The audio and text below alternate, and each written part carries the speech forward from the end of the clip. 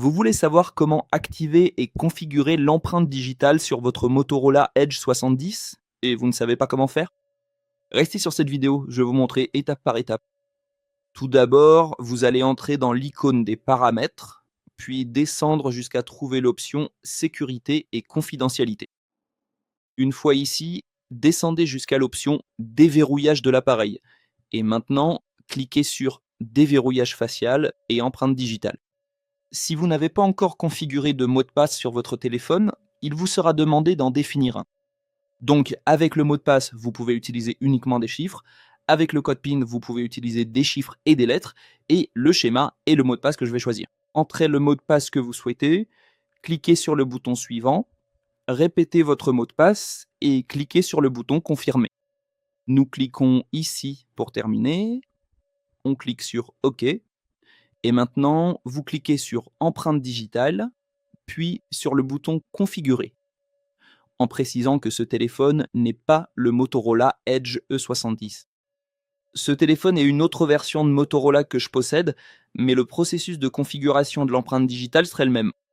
La seule différence, c'est que sur mon Motorola, je configure l'empreinte digitale sur le bouton latéral droit. Sur votre Motorola Edge E70, vous devrez placer votre doigt ici, en bas de l'écran.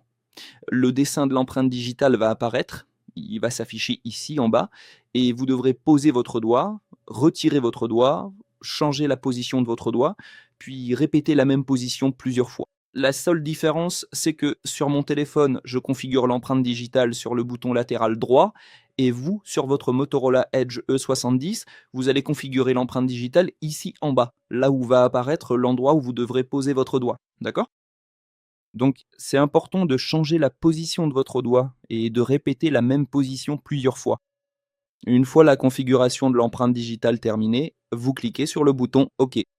En cliquant ici, vous pouvez configurer une autre empreinte digitale d'un autre doigt de votre main. D'accord?